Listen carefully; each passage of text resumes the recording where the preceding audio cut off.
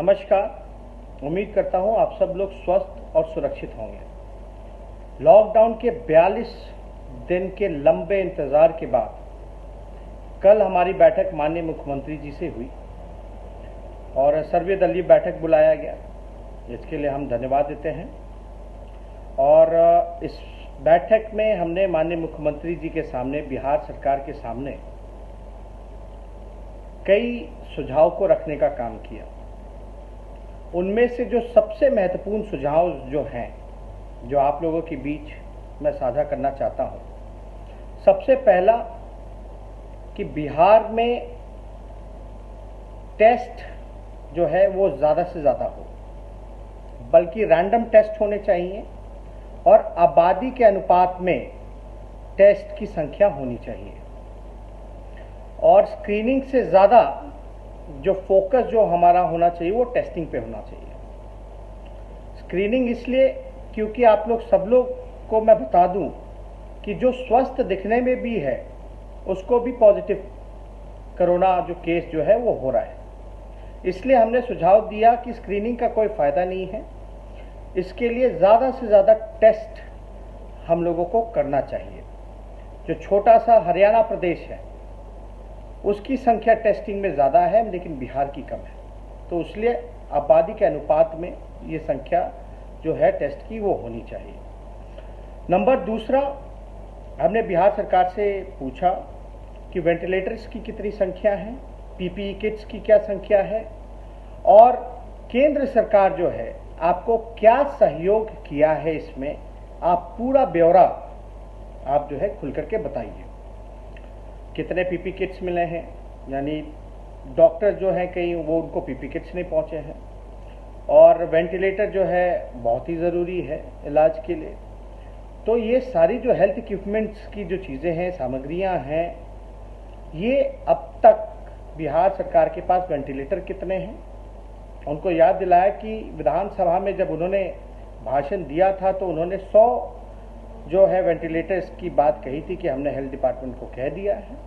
और हमने ये महत्वपूर्ण भी सुझाव दिया कि दूसरे राज्य जो हैं वेंटिलेटर जो हैं या और चीज़ें जो हैं हेल्थ से रिलेटेड वो डायरेक्ट खरीद रही हैं, तो बिहार सरकार भी खरीदे, जैसे छत्तीसगढ़ हो या केरल सरकार हो, ये डायरेक्ट ले। अब इसमें क्या उलझने हैं नहीं हैं, लेकिन बेहतर ये होगा। और साथ ही साथ हमने पूछा है कि केंद्र सरकार ने कितना सहयोग किया, आपको कितने वेंटिलेटर्स केंद्र सरकार ने दिए, पीपी किट्स कितने दिए, टेस्टिंग किट्स कितने उपलब्ध केंद्र सरकार ने कराने का काम किया। और हालांकि जो जवाब मिला उससे हम लोग संतुष्ट नहीं हैं और कोई ठोस इस पर कोई जवाब ही नहीं मिला कि कितने केंद्र सरकार ने क्या सहयोग किया। और हमने ये निवेदन की माननीय मुख्यमंत्री जी से कि और प्रदेश के मुख्यमंत्री जो हैं वो बाहर निकल रहे हैं, लोगों के बीच जा रहे हैं, आइसोलेशन सेंटर्स को देख रहे हैं। हेमंत सोरेन जी को हमने रेलवे स्टेशन के बाहर देखा।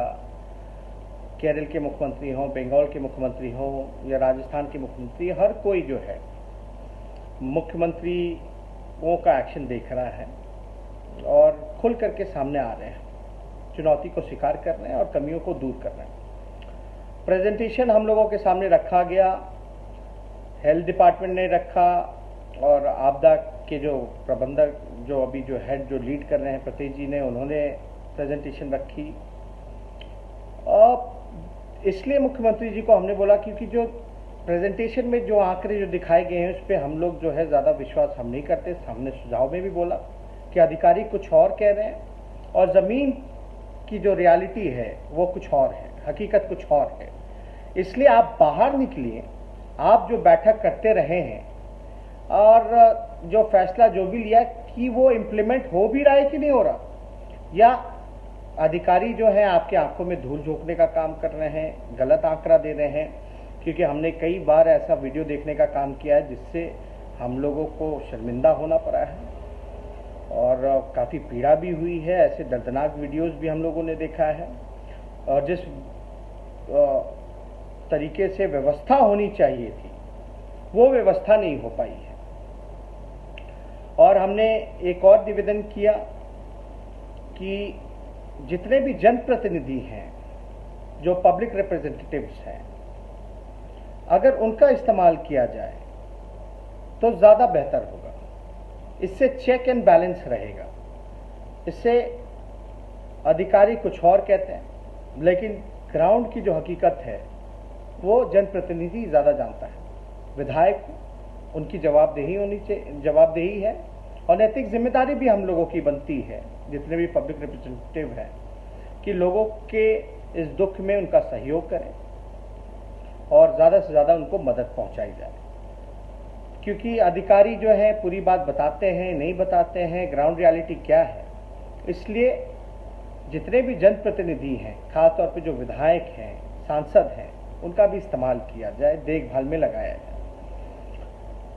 और एक बहुत ही महत्वपूर्ण विषय जो हमने फेसबुक लाइव करके भी हमने आप लोगों से साझा किया था, एक MHA का एक नया गाइडलाइन आया है 3 मई का जो लेटर है, जिसमें भल्ला जी के ऑर्डर से निकला है कि जो बिहार के मजदूर हैं,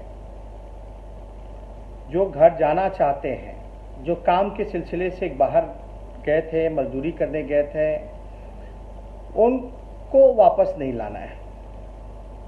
तो हमने माननीय मुख्यमंत्री जी से कहा कि ये तो अन्याय है। जो बिहार के लोग, बिहार के मजदूर जो घर आना चाहते हैं, ये एक ऐसा गाइडलाइन है, इसमें जो है तुरंत किसी भी प्रकार से इस गाइडलाइन को जो है बदलवाया जाए।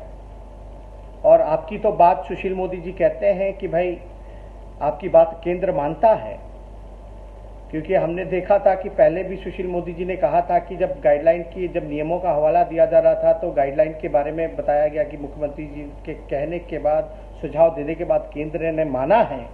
तो उम्मीद करते हैं इसी प्रकार से कि ये गाइडलाइन में भी तब्दीली होगी और जो भी कन्याकुमारी से, कश्मीर से कन्याकुमारी जो भी हमारे भाई फंसे हैं, उनके लिए घर वापस आने के लिए मजदूर जो गरीब हैं, एक राहत का काम जो है उनके लिए राहत मिलेगी और उनको छूट मिलेगी।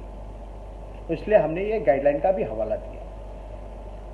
साथ ही साथ हमने जो मजदूर भाई हैं, खासतौर पे जो किराया उनसे वसूला जा रहा है, इसमें भी हमने सुझाव दिया है कि राज्य सरकार जो है अपने तरीके पूरा जो खर्चा जो है, राज्य सरकार जो पूरा खर्चा जो है एडवांस में ही रेलवे को बुकिंग कर दे। और लगभग 12,000 ट्रेनें रेलवे के पास हैं पूरे भारत में।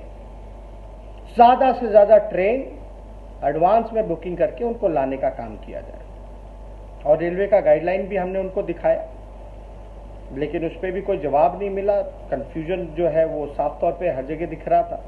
तो हमने साफ तौर पे बोला है, अगर आप सक्षम नहीं हो तो हमारी पार्टी जो है तन मन धन से जो बल पड़ेगा हम लोगों से, जो हो पाएगा हम लोग करेंगे। पहले भी हमने 2000 बसेस की बात की थी या 50 ट्रेनें जो हैं वो देने की बात की थी। तो हम लोगों का सहयोग भी आप ले सकते हैं। अगर कोई कमी या बिहार सरकार इसमें सक्षम नहीं है तो वो करे, सहयोग ले, विपक्ष तैयार है। ये मजदूर भाइयों के लिए और लगभग 12,000 जो है रेलवे स्टेशन, 12,000 ट्रेन जो है वो है पूरे भारत में। तो इसका ज़्यादा से ज़्यादा एक का दो का ट्रेन से कुछ होने वाला है नहीं। और प्रकाश पर्व में अगर हम लोग पटना में प्रकाश पर्व में अगर केवल पटना में हम लोग अगर 2.5 लाख लोगों का मेहमान नवाजी, जितने श्रद्धालु आए थे, उनके लिए अलग से टेंट हाउस, खाने पीने की सुविधाएं, ट्रांसपोर्ट की सुविधाएं अगर हम लोग कर सकते हैं तो हमारे बिहार के जो गरीब मजदूर जो तकलीफ में है उनको ला करके कोई व्यवस्था हम यहाँ नहीं कर सकते हैं। तो हमने सुझाव दिया है, अगर जो प्रकाश पर्व में अगर श्रद्धालुओं के लिए हमने सिर्फ पटना जिले में अगर हमने व्यवस्था कराई 2.5 लाख लोगों का रहने का, खाने का, पीने का, शौचालय का, ट्रांसपोर्टेशन का, तो क्या हम अपने बिहार के ही लोगों पर बिहार का पैसा खर्च नहीं कर सकते? तो हमने ये सुझाव दिया। और बिहार तो सौभाग्यशाली है कि यहाँ कई रेलवे स्टेशन हैं। हमने उनको ये भी सुझाव हम देते कि ज़्यादा से ज़्यादा ट्रेनें बुकिंग करके हज़ारों की संख्या में आप लाइए उन मजदूरों को, और बेशक आप क्वारंटाइन कीजिए, उसके लिए आइसोलेशन सेंटर्स बेहतर बनाइए, अच्छे से बनाइए, कोई सुविधा की कमी ना होने दी जाए, खाने पीने शौचालय से लेकर ट्रांसपोर्टेशन का। और इतनी हमारे पास रेलवे स्टेशन हैं। आप पटना एक जिले में मान लीजिए, अगर हमारी संख्या मजदूरों की वहाँ 27 लाख है, अगर 40 लाख भी है बाहर जो फंसे हैं, अगर हम में इच्छा शक्ति, अगर हम 40 लाख लोगों को लाएं, तो हमने ये भी उपाय बताया कि अलग अलग जिला में हम लोग ला सकते हैं। 1-1 लाख भी अगर एक जिले में रहेंगे तो आप समझ सकते 40 लाख तो ऐसे ही हो जाएंगे। क्या एक जिले का प्रशासन 1 लाख लोगों को खाना नहीं खिला सकता, रखने की व्यवस्था नहीं कर सकता, ट्रांसपोर्टेशन की व्यवस्था नहीं कर सकता? तो ये काम जो है, ये सुझाव हमने उनको दिया है कि अगर पटना में इतनी बड़ी खर्च हम लोग कर सकते हैं श्रद्धालुओं का रहने का, खाने का, पीने का, तो बिहार के लोगों पे अगर हर जिला में अगर हर स्टेशन अगर ट्रेन लगा दी जाए और उनको जो है जिला में हम लोग व्यवस्थित ढंग से रख दे, तो मात्र 1 लाख खाता है। तो ये हमने सुझाव दिया। और जो राशन वितरण में जो बड़े पैमाने पर धांधली हो रही है, इसकी पारदर्शिता हो, इसके लिए कोई वैकल्पिक व्यवस्था हो, ये भी हमने जो है सुझाव दिया है कि इसमें जो है पूरी तरीके से पारदर्शिता बरती जाए और ज़रूरतमंदों को जो है राशन मिले। जो धांधली हो रही है और जो लोग जिम्मेदार हैं इसके लिए, उस पर भी कार्रवाई हो।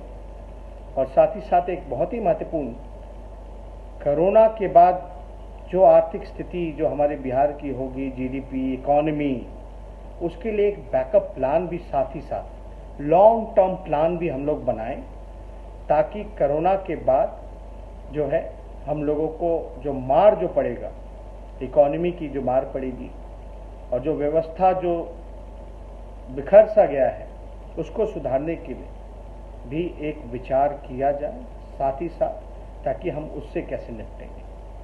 तो ये और भी सुझाव हम लोगों ने दिया थे, लेकिन ये कुछ जो सुझाव हैं आप लोगों के सामने हमने रखा है। बहुत बहुत धन्यवाद।